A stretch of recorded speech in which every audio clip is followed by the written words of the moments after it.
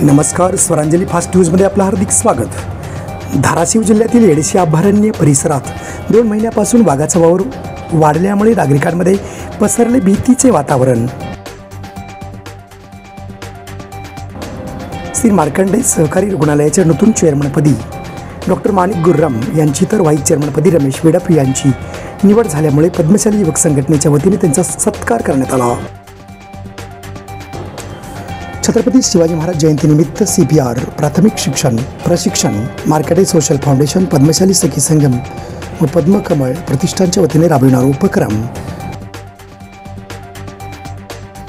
ध्वनी प्रदूषण मुक्त उत्सव साजरा करूया। डॉल्बी आणि डीजेचा नको गजर, पारंपरिक वाद्य मिरवणुकीत हजर, विष्णू कारंपुरी महाराजांनी घातली साद। नागरिकांचा अंत पाहू नका, तिलाठीजवळील 4ही रेल्वे फाटक बंद करण्याची उपाययोजना करा। जिल्हाधिकाऱ्यांची सिमेंट कंपनी अधिकाऱ्यांना दिल्या सूचना।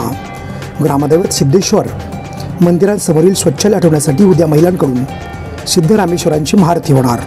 मनपा प्रशासनाला सद्बुद्धी देण्यासाठी घालणार साकडं। स्वागतनगर येथे विद्युत तारेला चिटकून एक ठार, एक जबर जखमी। जखमीला खाजगी रुग्णालयात केलं दाखल। शरणप्पा माळी असं मयत झालेल्या इसमाचं नाव। छत्रपती शिवाजी महाराज जयंतीनिमित्त ट्रॅडिशनल दांडपट्टा स्पोर्टचे 7 मावळे करणार 29 तास दांडपट्टा चालवण्याचा विश्वविक्रम। पुणे मुंबई इंटरसिटी एक्सप्रेसच्या डब्याला काल लागली सायंकाळी अचानक कर्जत जवळ आग। कोणतीही जीवितहानी नाही, मात्र प्रवासामध्ये घबराटीचे वातावरण।